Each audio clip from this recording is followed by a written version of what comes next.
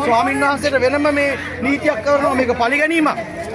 උන්වහන්සේ වෙනම පීඩනයකට පත් කරලා දිනවා ආතතියකට පත් කරලා දිනවා. අද පොලිස් නිලධාරීන්ගේ හැසිරීම මෙහෙමනම් මේ රට නිරාගමික රාජ්‍යයක් කරන්න කොන්ත්‍රාත් වරන් දෙන පොලිසිය කියන එකද අපිට හිතෙනවා. මේ බුදුරජාණන් වහන්සේ වෙනුවෙන් වහලක් යනුව එකට තමයි අද උන්වහන්සේ නීතියෙන් අවසර තියෙද්දි නීතියෙන් අවසර තියෙද්දි ඔප්පු දිරප්පු තියෙද්දි ඔව් ඇතුලේ කොහමද උන්වහන්සේ ඔබ කියන අපේ ප්‍රශ්නයක් තියෙනවා.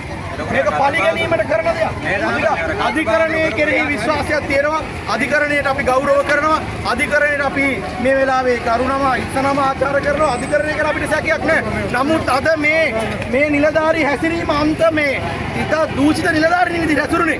අර දක්කගෙන හරක් දක්කා වගේ ගැහුවා මේ මතින්. එතකොට ස්වාමින් වහන්සේලාට ගහලා තියෙනවා ඒ නිලධාරණ නීතිය ක්‍රියාත්මක කරන රටේ පොලිස්පතිතුමනි ජනාධිපතිතුමනි අර නිලධාරියා අර අපේ දැක්කා ආද කෙනෙකුට යවුවකම් වතිකානුවේ තීන්දුව බලවත් මොකද අපිට තියෙන බුද්ධ සම්බුද්ධ ශාසනය වෙනුවෙන් මේ ශාසනයෙන් අපි හඬක් ගන්නන්නේ තල්ලු කරලා ගන්නේ මාධ්‍ය සාක්ෂියකට දැක්කනේ කොච්චර